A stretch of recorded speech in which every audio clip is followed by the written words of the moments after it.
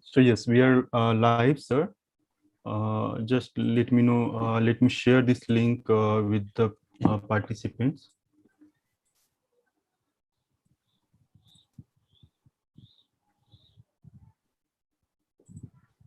Sonu, sir. Yeah. Sonu, sir. Hello, am I Yes, audible sir. to you? आप ये YouTube का जो link है, can you share with the participants? Okay, sir. I'm sharing. Okay, thank you. So we are starting this session now. So okay, dear friends, welcome to the second session. This session is on the topic COVID-19 and world of work, impact of pandemic in India. We have with us Professor Jayan Jose Thomas to deliver the lecture on this topic. Professor Thomas is widely known in the field of labor, industrialization, and macroeconomic aspects of Indian economy. I'm sure that those of you who is working in these fields know more about him and his writings than what I am sharing here. Professor Thomas has done his PhD in development economics from Indira Gandhi Institute of Development and Research in Mumbai. He has worked with several reputed institutions in various capacities across the globe. To name few of them, I would like to mention National University of Singapore, Madras School of Economics, Chennai, Central University of Kerala, Kasaragod, Ashoka University, IIT Kolkata, Lee Kuan Yew School of Public Policy, Singapore, International Labour Organization, and United Nations Population Fund. He is currently a professor of economics at Department of Humanities and Social Sciences, Institute of Technology, Delhi. He joined IIT Delhi in 2010. He is also a part-time member of Kerala State Planning Board. So without further ado, I welcome Professor Jayan Jose Thomas for his lecture. Thank you so much. Thank you, Professor Chantan, for inviting me. I also, thank all other, people who are involved in this workshop series at Ramanujan College. I'm going to share my screen. I would like to speak about wage-led growth in Indian economy in the context of COVID.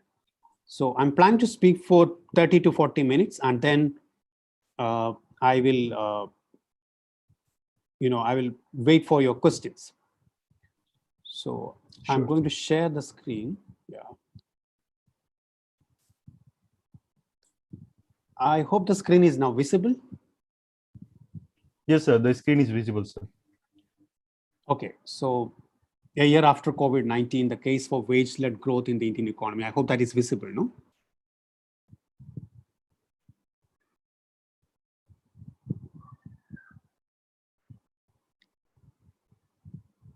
Yes, sir. Yes, sir. It is visible. It is very clear, sir. Thank you. Thank you. Thank you. So, yes, this is what I'm going to speak about. The one is that we all know that India faces an employment challenge.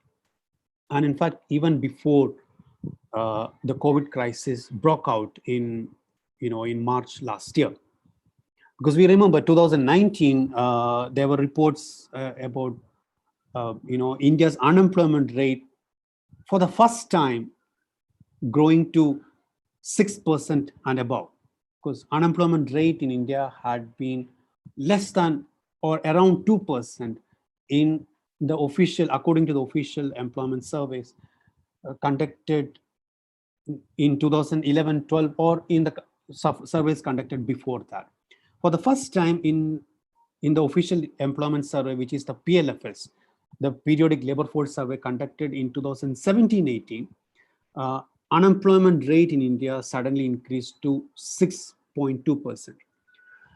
Now, what I'm trying to argue here is that there are both, short-term economic changes, but also more important structural changes in the economy that led to this, job challenge in India. Now, the structural factors, I would say, is mainly on the growth of the working age population in the country. So that is one. The so-called demographic dividend, we are all familiar with this. The other is the gradual shift of the workforce away from agriculture due to push and pull factors. We shall come to it in a minute. The third is the change in job aspirations, partly because of the rising enrollment in educational institutions.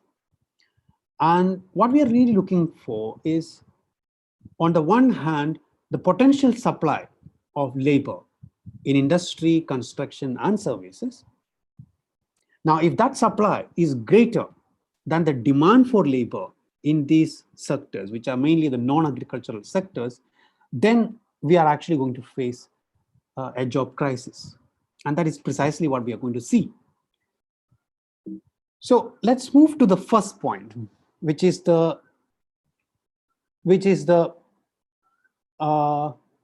working age population. Now, of course, we know, look at this graph. This is prepared from data available from the United Nations and also the World Bank.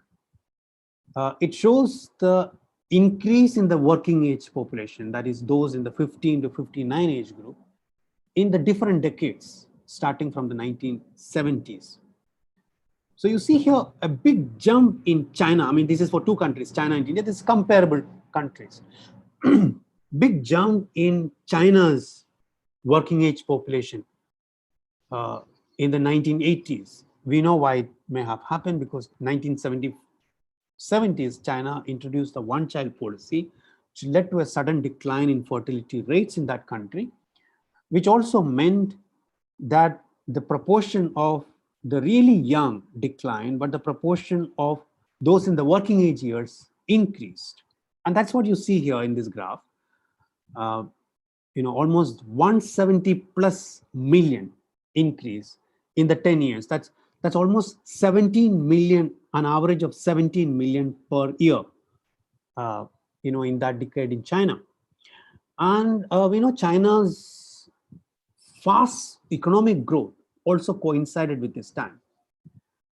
The 1980s, the 1990s were the period in which China managed really fast economic growth. So in fact, a demographic window of opportunity was open to China in the 1980s, and China managed to, make use of that demographic window of opportunity.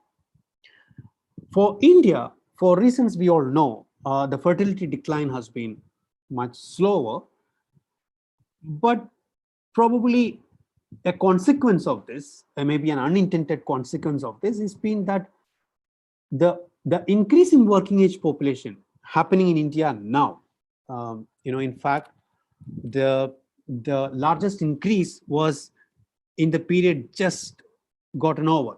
That is the period, the largest increase was in the period from 2000 to 2010, when working age population increased by 14 million in India per year.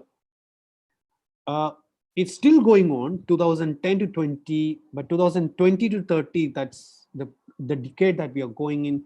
Even now, it is 9 million per year.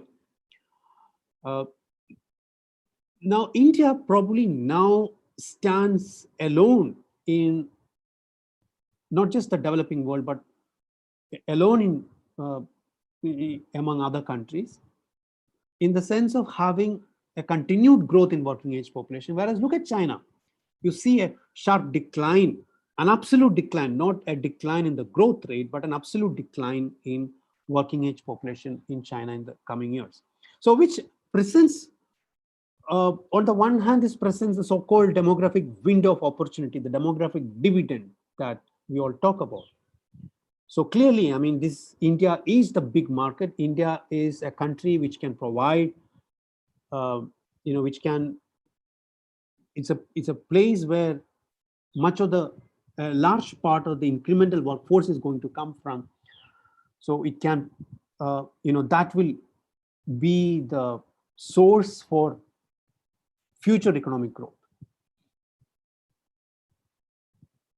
But also it's a challenge for policymakers, because new jobs have to be created. If not, it will become very difficult.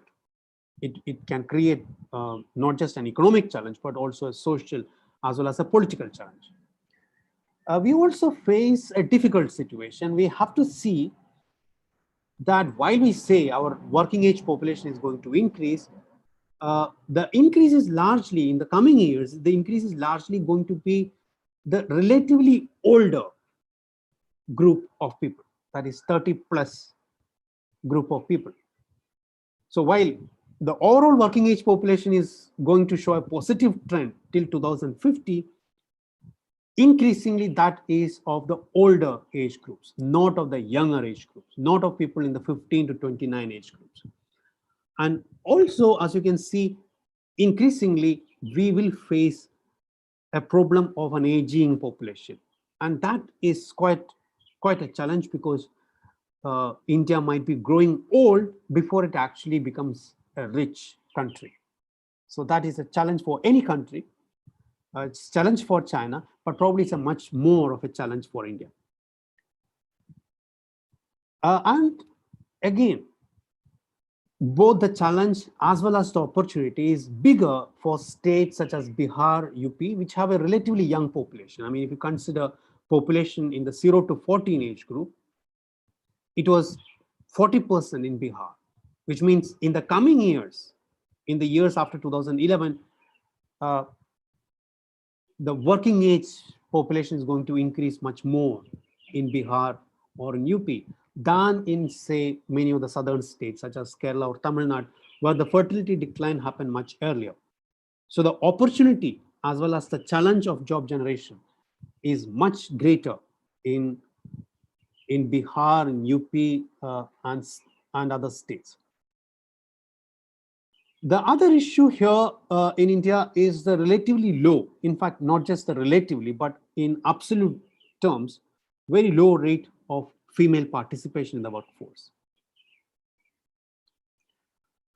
We have, I'm sure this is a group which are familiar with the data on employment. The data on employment, the work I've used is mainly the National Sample Survey on Employment and Unemployment in India, which was typically conducted at an interval of 5 years. So we had a survey in 99, 2000, survey in 2004, 5, a survey in 2009, 10, and a slightly out of turn survey in 2011,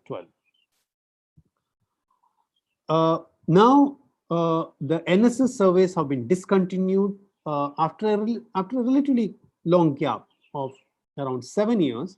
The government published the periodic labor force survey, which is similar in its methodology and sample size to the national sample survey. A periodic labor force survey was first conducted in 2017-18. And in fact, now this is going to be conducted on an annual basis in 18-19 and 19-20 and so on. Just to get an idea, these are household surveys. So the survey in 2017-18 covered 1 lakh households, or 100,000 plus households. That was also around 4.3 lakh persons in these households. So far, I hope I'm audible and the slides are moving. Chandan, I hope things are fine so far. Yes, sir, we are fine, sir. Thank you. Thank you. So we talked about this. We talked about the increase in working age population. We also need to look at another factor which is very important, the structural factor that is very important, because we all know, India lives literally in its villages. Even as per the latest data, which is 2017-18, or let's say 2018, 42% of India's workforce were still employed in agriculture, which is a very big number. Because typically what we see historically, the proportion of the workforce employed in agriculture decline with development, and the proportion in the non-agricultural sectors increase. So in fact, agriculture share in GDP as well as employment decline. In India, the GDP share has declined quite a big fall. you probably know the latest figure will be around 15%. So only 15 out of every 100 rupee produced in India comes from agriculture and allied activities. But 42 out of every 100 workers in India are engaged in agriculture and allied activities. But the important thing is that particularly from 2004-5, there's been a decline in there's been an absolute decline in the numbers engaged in agriculture and allied activities. So 260 million has now, as per the latest, is now less than 200 million. So almost a 50 million person worker decline, So on the one hand, our working age population is increasing, but on the other hand, labor absorbed in agriculture has declined by 50 million, more than 50 million actually, close to 60 million between 2004-5 and 2018. And why is this decline? This decline is due to both push factors, because we know as your land holding is limited. You have a 1 acre plot of land, and if there are 5 children in the house, obviously when the children grow up, the 1 acre plot will have to be divided among the siblings, and each of them will get a very small plot of land, which will not be enough for income. So if there are 5 children, 4 out of those 5 children may have to, or at least 3 out of those 5 children may have to think of coming out of the village or out of the farm, the family farm, and think of some kind of income earning opportunities, be it in rural area, be it in urban area. So that is why you also find large degree of migration happening from rural to urban area. And of course, this also has to do with the fact that incomes are not really rising in agriculture, income per person.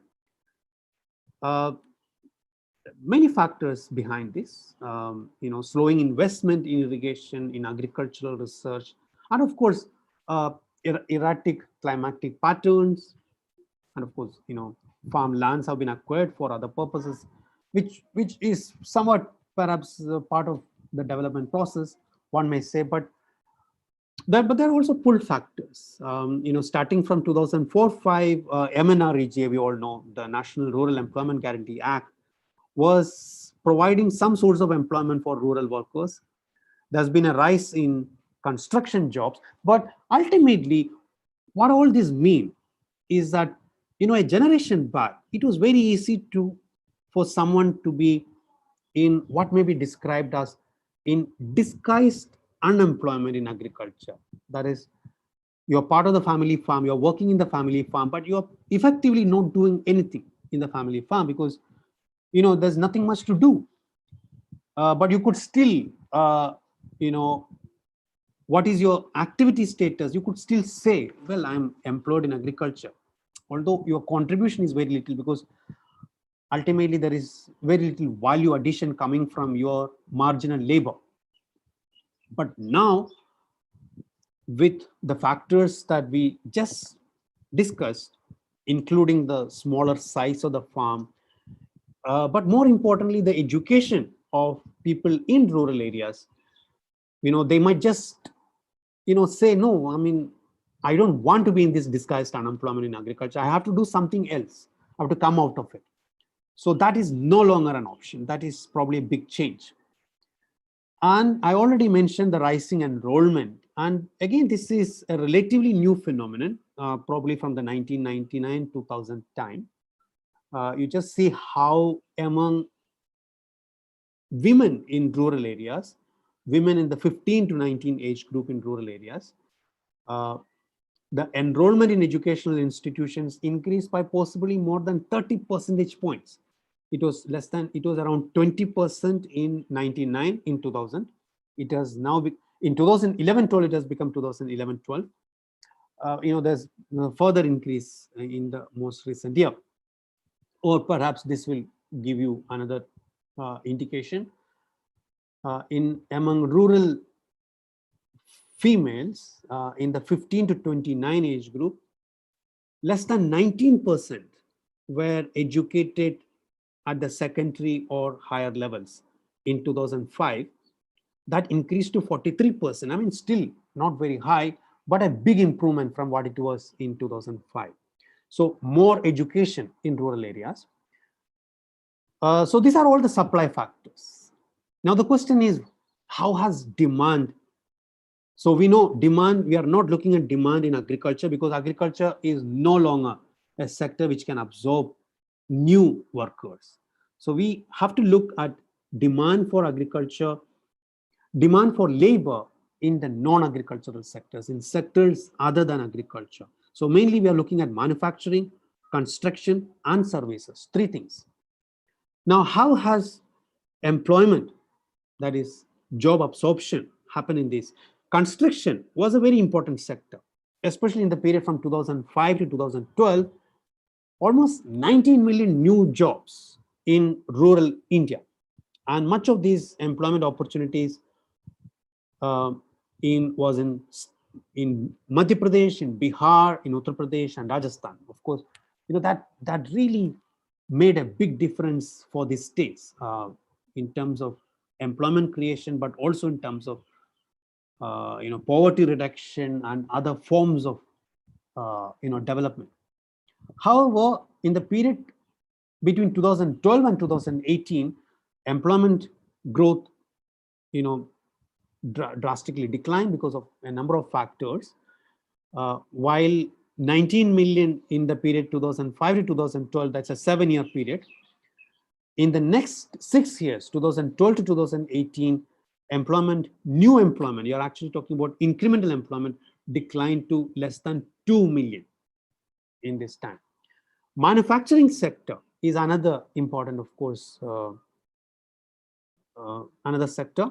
You find that employment here was around 56 million in 2005, increased, not a big increase, given that the economy is growing fast, to 61 million in 2012.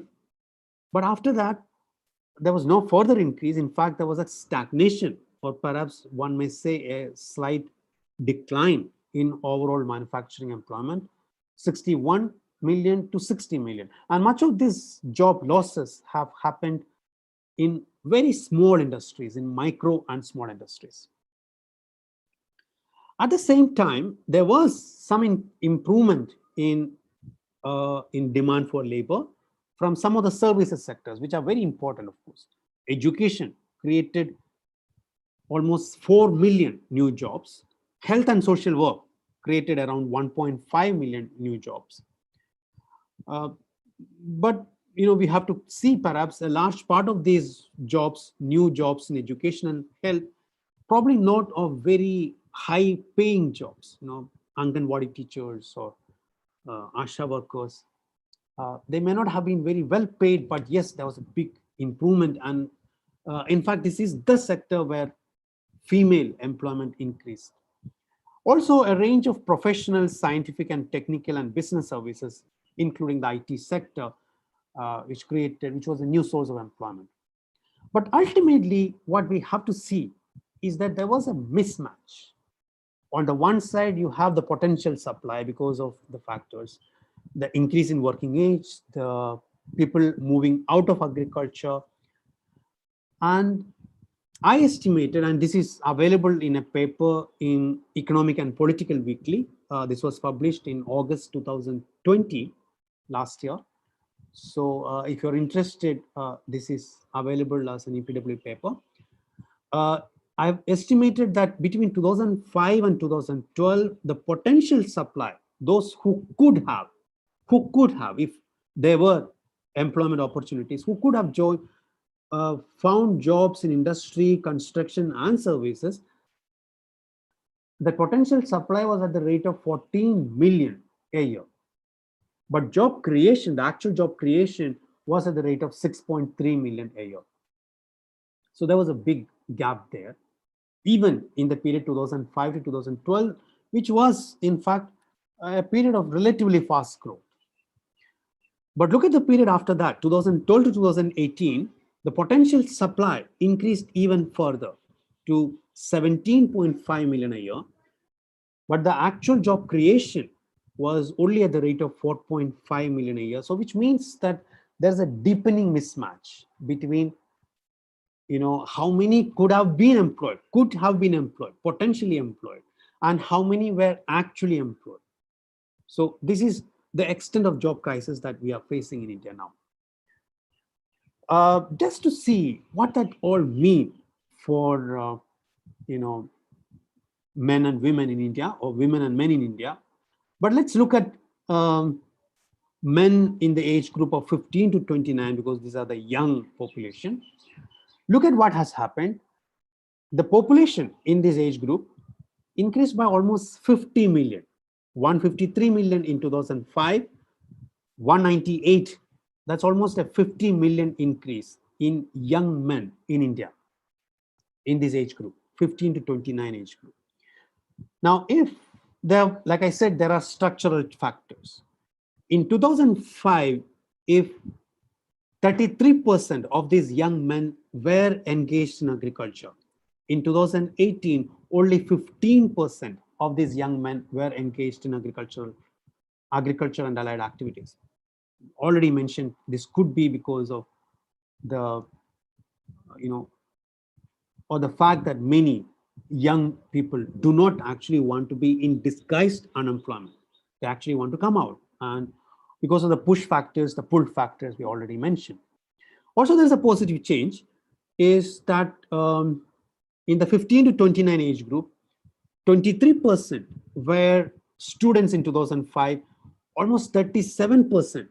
In fact, more than 37% were students in 2018. So many are pursuing higher education, higher secondary level, or probably graduate level education, which is really a positive change. But unfortunately, the other side of it is that, one would expect more non-agricultural employment to be created during this time. That hasn't really happened. And as a result, we find that only 4% of these people in this age group were unemployed in 2005. But by 2018, 10.6% were unemployed. Look at women.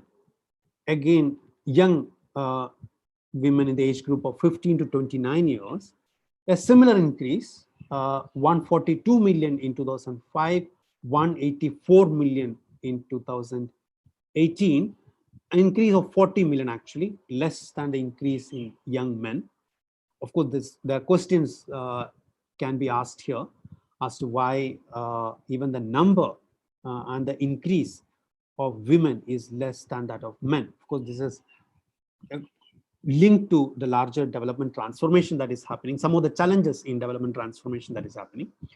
But we are probably more interested in what has happened to these people, young persons. Just as we saw in the case of men, but much more in the case of women, the proportion engaged in agriculture is much less, only 6% in 2018, which was a decline from around 24% in 2005. Students' proportion increased, which is again a positive change, 16.3 in 2005 to 31% in 2018. But the big thing is there's very little increase in employment in the non-agricultural sectors, in industry, construction, and services. 10% of all young women in 2005, only 7%, 7.2% of all women in 2018 were engaged in the non-agricultural sectors. Now, obviously, that means there's a very big mismatch. Why? And what has happened to the rest? Because these are 15 to 29-year-old women. And if they are not in an educational institution, and also if they are not working, one should expect the number of the unemployed to increase, but that hasn't really happened. The unemployed as a proportion of the young women in this age group increase, but not a very big increase, 2.3% to 3.1%. The big increase has, however, been, and this is very important in the Indian context, even in 2005, 46% of this age group, 15 to 29, they were not studying, they were not working either. They reported their status as attending household duties. And that number has actually increased. So we have therefore a very large increase, or probably in India, we now have a relatively low female participation in the workforce.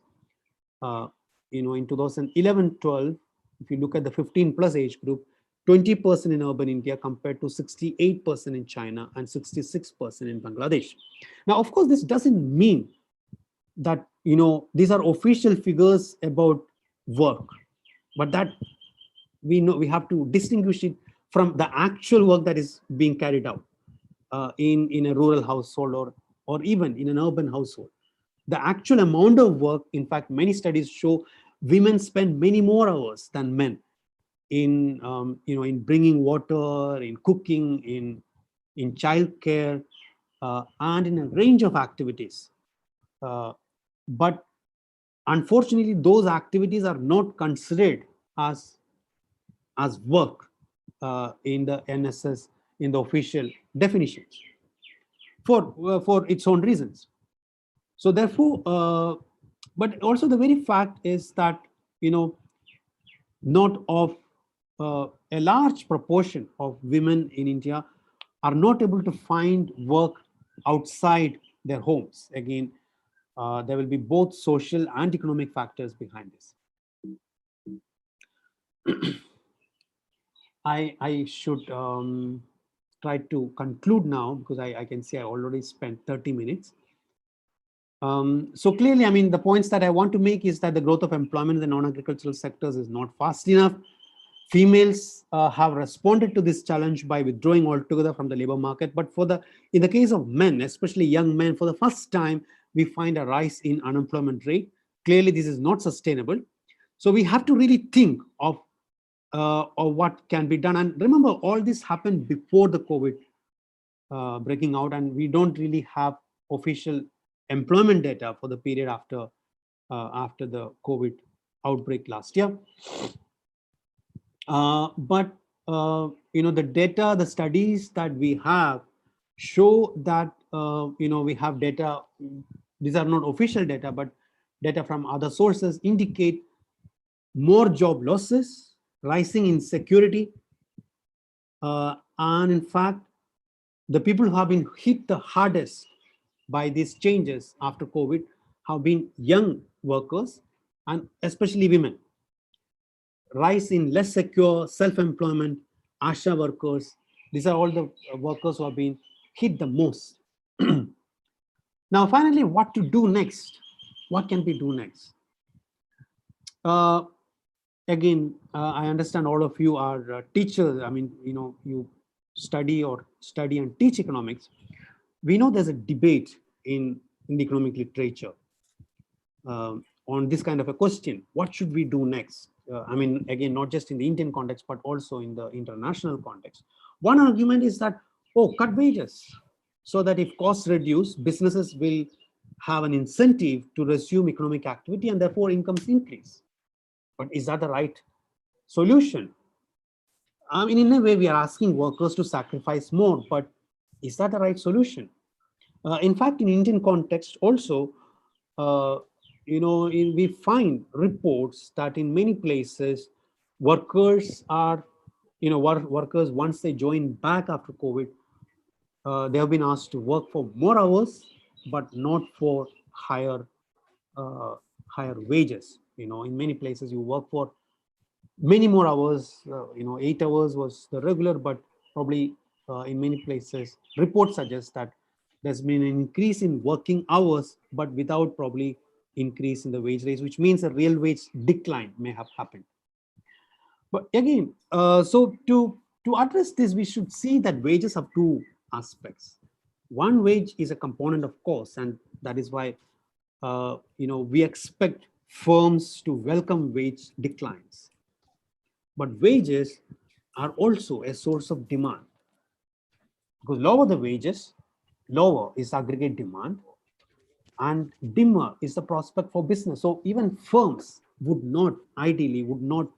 should not actually like a wage decline, because wage decline means the demand for their own products is probably going to go down in future. So we know this is the Keynesian view. Higher wages can actually be a source of new growth. That's a view which was expressed by John Maynard Keynes way back in the 1930s. And remember again, internationally now this discussion is going on in the US. The Joe Biden administration has recently, I think the last few days, agreed to increase the minimum wages. In fact, there was a similar debate which was happening in the US. But now the government has agreed to increase the wages to, I understand, $15 per hour. So we should therefore realize that cutting wages will shrink markets further and deepen the crisis in a depression. Instead, therefore, what the policies should be in such a way that it helps not just the workers, but also firms to increase wages and thereby increase worker incomes and thereby enlarge the size of the market. Now, even with high wages, profit rates are not going to decline because, with higher demand, utilization are going to increase. Firms will benefit from the fact that the firms are now able to operate for longer hours because there is demand for the products that the firms make. And the crisis in the economy can be overcome by widening the sources of demand, by raising the consumption of an investment for the poor. We should know that the propensity to consume is significantly higher for the poor sections. So I would try to end. So I guess then what can be done? I think a lot can be done. If you look at this data, this is on investment in India and China, data from the World Bank for the period from 92 to 2017. Of course, this can be extended, and I don't think the trend will change. What we find here is that India's growth has really suffered from a decline in investment rate in recent years. Look at the 2007 period when our growth prospects were the best. And especially this period from 2002, early 2000 to 2007-8, where investment rates were really rising. And by 2007, it was close to 40%. It was as high as the Chinese investment rate. But then what happened was a very divergent picture. The Indian investment rate declined, whereas the Chinese investment rate continued to increase. And therefore, we have the kind of economic stagnation in India in the period after that, especially in the years after 2011-12. So what can be done? In fact, there's a lot that can be done in, what I wanted to show there is that a large proportion of India's businesses, firms, are in the micro and small industrial units, a very small units. There's a lot that can be done to improve their lot. If you look at credit, you see the credit, the red line, as a share of the total credit received by micro and small industries actually been declining. It was 15% of the total credit in 91. It declined to something like 5% by 2004-5, declined even less, even less than 4%, less than 5% by 2017-18. So a lot more can be done with respect to giving credit for small scale.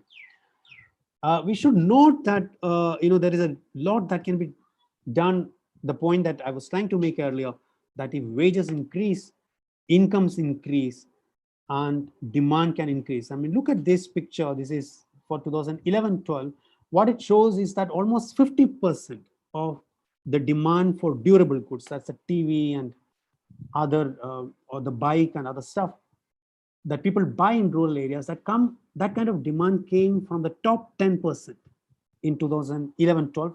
Of course, we do not have the more recent data, but imagine what can happen if the remaining 90%, if the demand among the remaining 90% can be stepped up. And again, this is some estimation that I've done. India's workforce, the vulnerable sections of India's workforce lost approximately 4 lakh crores in incomes during the 2 months of lockdown last year, 2002, which amount to something like 2% of the country's GDP. So clearly, this is an income which need to be recreated.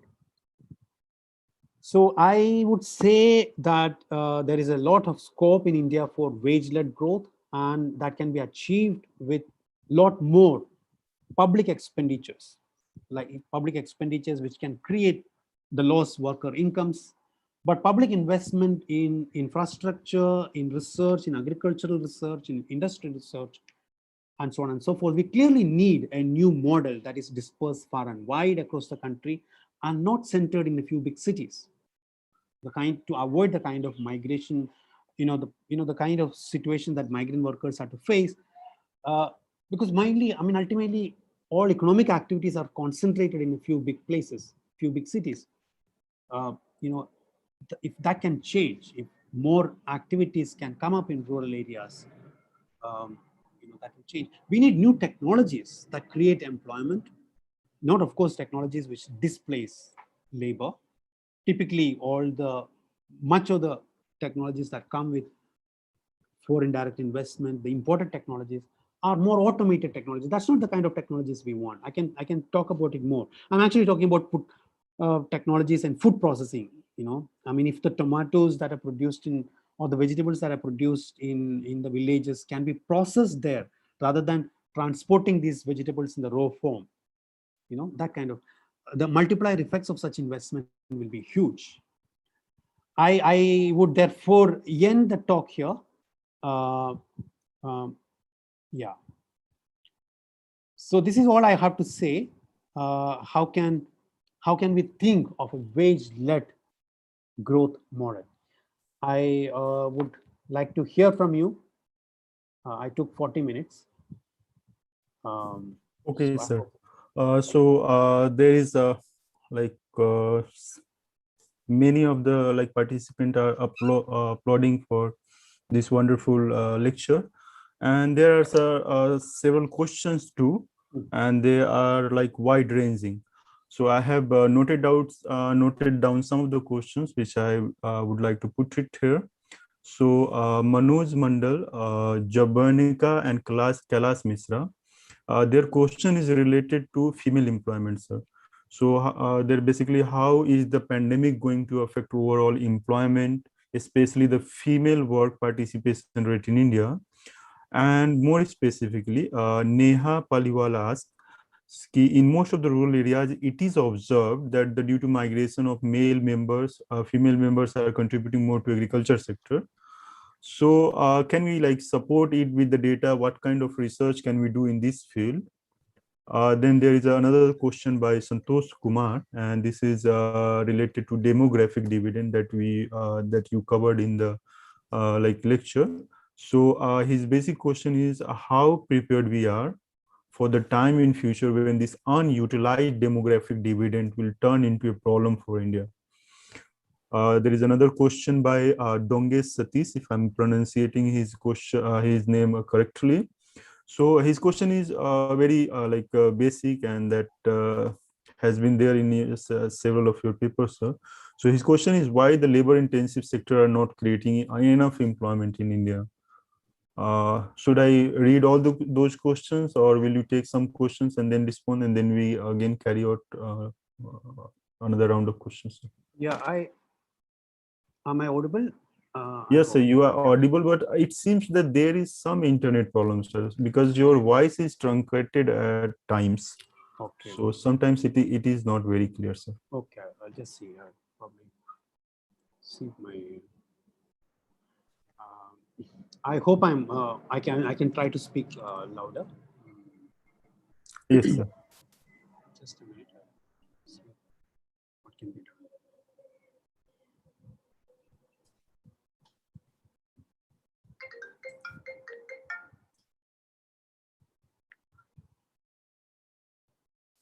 Yeah.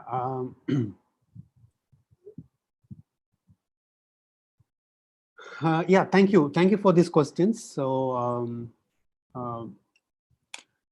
on the question of female employment, the question of demographic dividend, and also what can be done on labor-intensive economic growth. They're very relevant questions. Thank you for them. Female employment in India, and I think they're all related also, these questions. So female employment is, you know, so I mean, I guess there's a lot of research now happening. And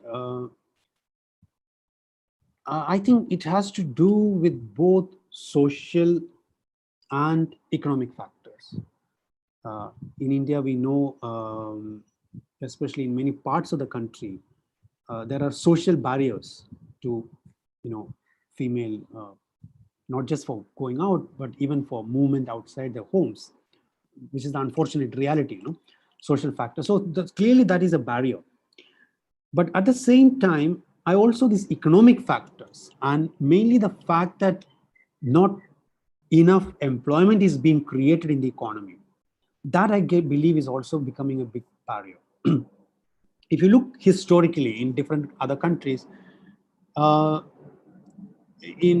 with Britain, starting with also with Japan or with other East Asian countries, women employment increased with the expansion in manufacturing, expansion in textile industry. And again, tragically, not very, not a great development. In many cases, the women were employed more because wage rates were typically less for female workers than for male workers. So there was a degree of exploitation there. But in any case, at the same time, it's clear that it increased employment opportunities for women. And I think that also in later years, that economic participation also perhaps led to more social empowerment in these regions. In India, I believe the big change is, in the fact that manufacturing hasn't really absorbed as many workers as it should have, given the experience of manufacturing in other places. Now, having said that, I mentioned in between the role of education and health, and how these were two sectors where there has been a large increase in employment, and especially female employment over the last few years. I believe India's future, and in fact, this is very closely linked to the second part, which is on what can be done, demographic dividend, to achieve the so-called demographic dividend. I mean, it's very clear. I mean, we really need to spend much more on education and health. And I think this message has been very clear now in the current times, with the crisis that is emerging. Public health, in fact. In fact, the countries and the regions which have managed to battle this crisis best are the countries which have a better developed public system, public health and public education. So public health and public education are certainly going to be key. And in fact, the government can make sure that women find employment in the schools and the hospitals that are opened up. And in fact, this can actually become a big stimulus for future economic growth. The government can set up schools and colleges, as well as set up hospitals and other primary health centers across the country. It can create employment. It can create employment in construction, but can also create employment as health workers, as teachers. And probably that can be one important way to reduce the female problem. And I believe that also answers the second question, what we should do to achieve the demographic dividend. I mean, very easy. I mean, in fact, the answer is very easy, but of course, the way to implement it is the tougher part. Invest in health, invest in education, so that the next generation or even the current generation, their skills can be improved, their human capital can be improved. They can find, new opportunities in employment, new opportunities in the economy. And that process in itself will create a virtuous cycle that will create new employment opportunities. And also related is the question of labor intensive sectors.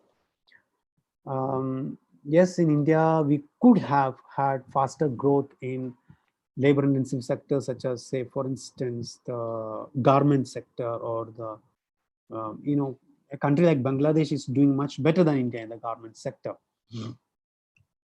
Again, I believe I showed in between how in India, we say manufacturing, but 80% of the manufacturing employment is in very small industries, micro industries.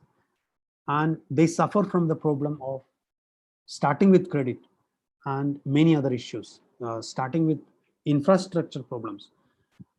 Now it is not so much of an issue, but earlier there was a big issue of power shortage. Even now there is a problem of transport facilities. I mean, why is it that food processing is not growing in rural Uttar Pradesh or Bihar, or for that matter, anywhere in the country, any rural area in the country? I mean, the potential is so much because India is a large producer of agricultural products. But I mean, these are all labor intensive industries where farmers can be involved, processing factories can be involved. But I think a lot more can be achieved with greater support in terms of credit, in terms of infrastructure, and perhaps in terms of technology. So which is why this is the slide I've kept here. Some amount of public expenditure is required. Even when we are talking about labor intensive industries, we typically think these are industries which can grow automatically on its own, because these are probably, you allow the market to function. But even in these industries, we need more public interventions. I will end here and probably wait for more questions. Or Okay, sir. So there are 2 or 3 more questions. If you like to take them, you can go ahead with them. Okay, sir. So there is this question by Santosh Kumar Kranti Kapoor and Santosh Nangade. And there is this question. This question is related to the mismatch between demand and supply of labor. So you already have covered these topics in your presentation, but they want to know more, like what are the main causes for this mismatch. And there is one more specific question in this regard, that do you think that the new agricultural reforms can solve the problems of mismatch between supply and demand for labor? Another question by Rupinder Kaur is related to disinvestment. So her question is disinvestment policy of Indian government responsible for the employment crisis during pandemic and maybe after pandemic? There is another question by Kasina Tanange, how the development of robotization and computerization are going to affect employment in future in India. And there is this last question by Surinder Meha, and this is related to Levisian transformation. So his question is like creating employment under pull factors, under like policy directives for the Levisian transformation. So how is it relevant in Indian context? This question is not very clear to me, sir. If it makes some sense to you, you may consider replying. Thank you. I hope I'm better now with the audio. Yes, sir. Yes, sir. It has improved. Okay, thank you. So yes, again, very interesting set of questions, and I think all of them are related. The mismatch, and I think I want to take all of them together, perhaps. The new agricultural policy, disinvestment, automation in manufacturing, and pull factors, which I believe perhaps is all pervading.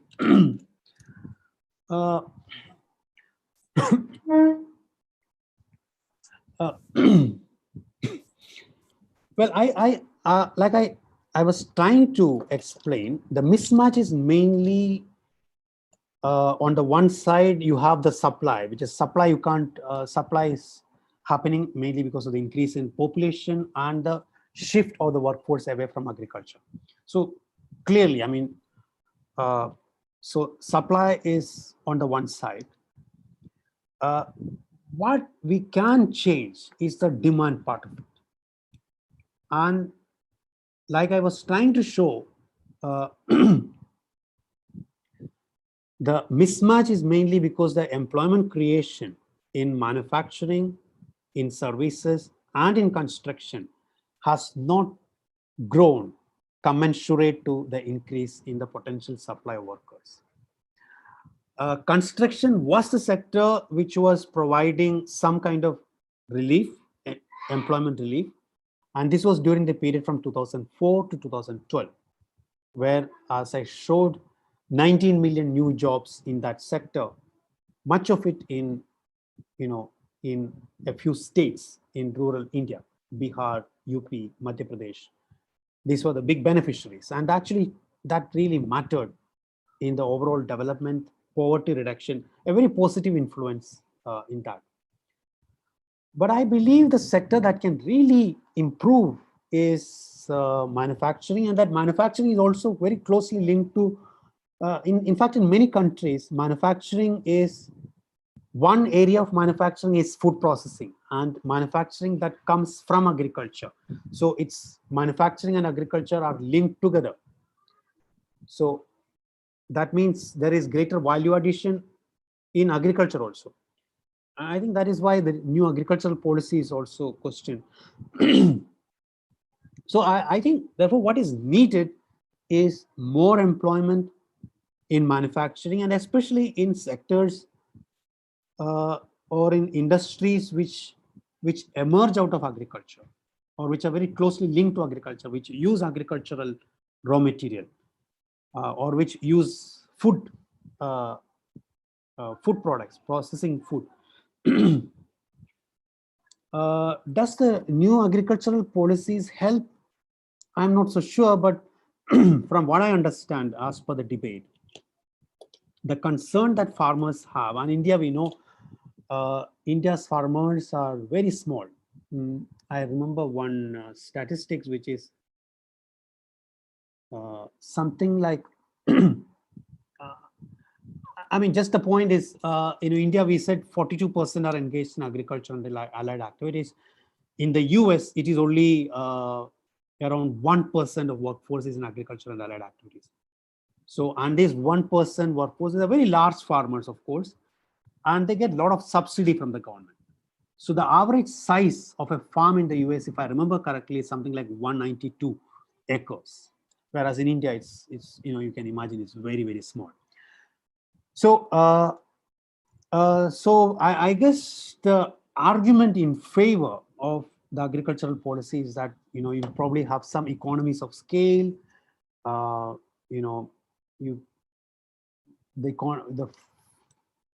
if bigger, if production can be carried out, if value addition can be carried out, and if marketing can be carried out as a bigger entity.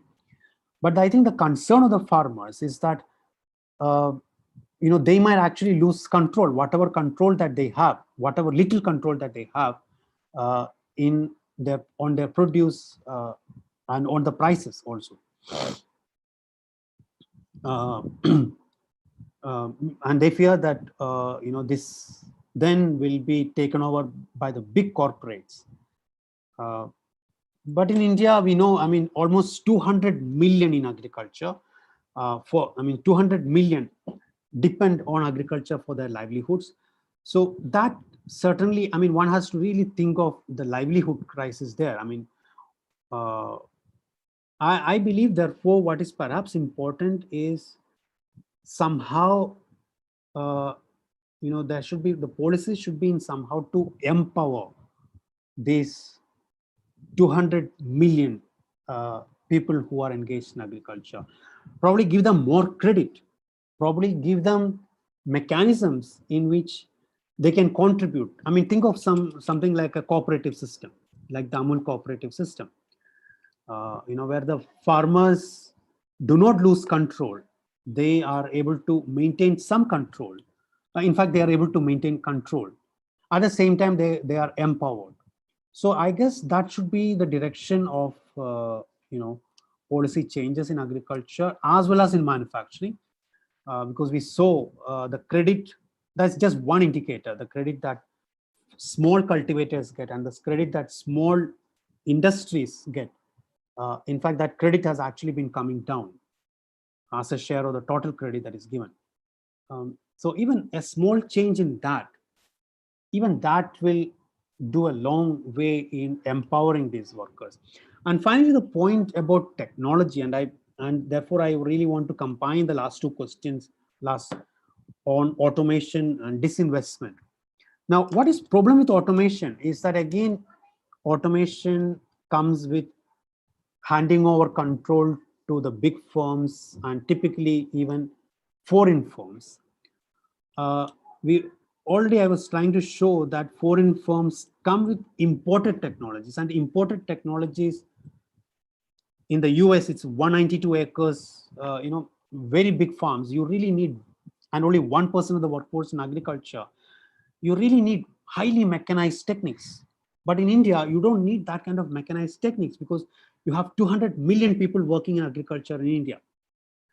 They actually need to be employed in agriculture. I mean, it'd be very good if, they can be employed in some income generating activities.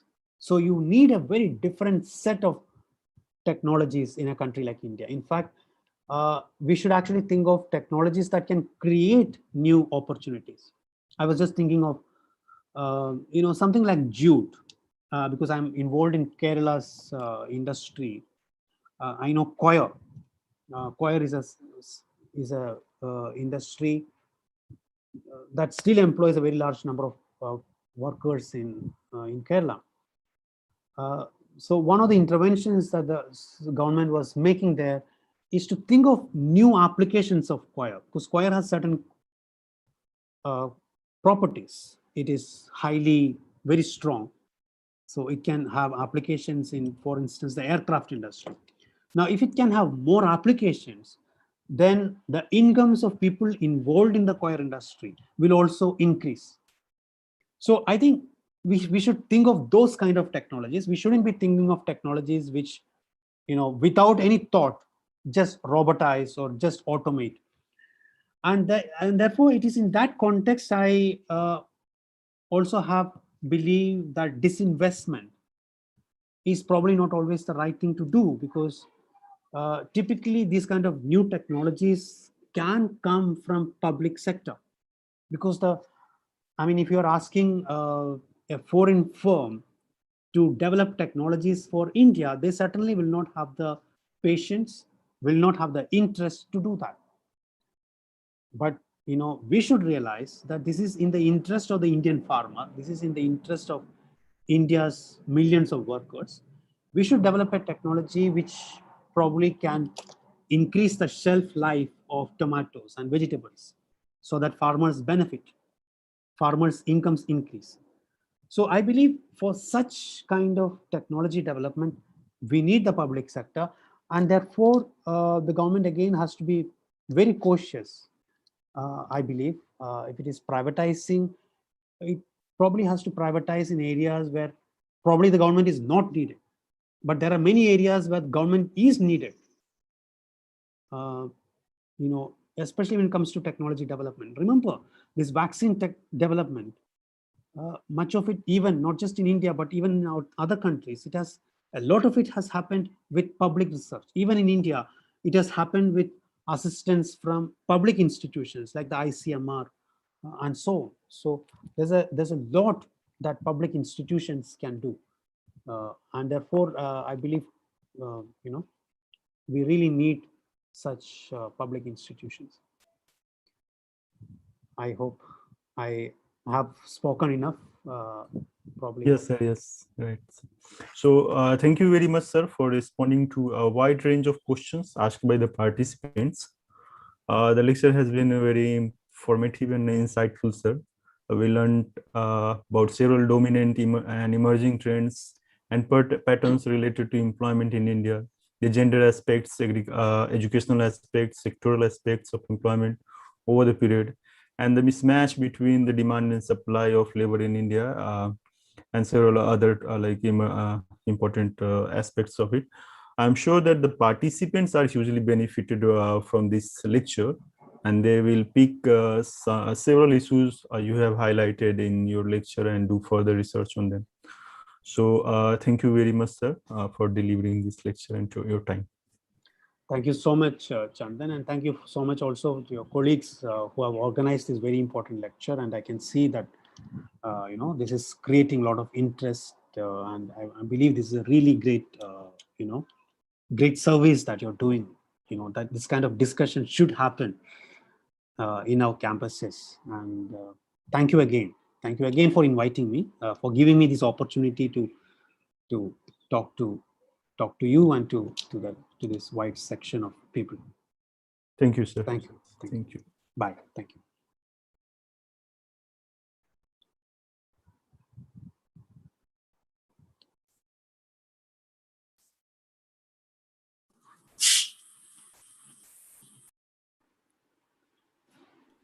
Thank you, Chandan sir. Sir, I think now we can end the meeting. Yeah, we can stop the live telecast of this meeting as well. I guess this has been stopped. So we can exit, right? We can exit. Okay, sir. Thank you. Thank you. Thank you.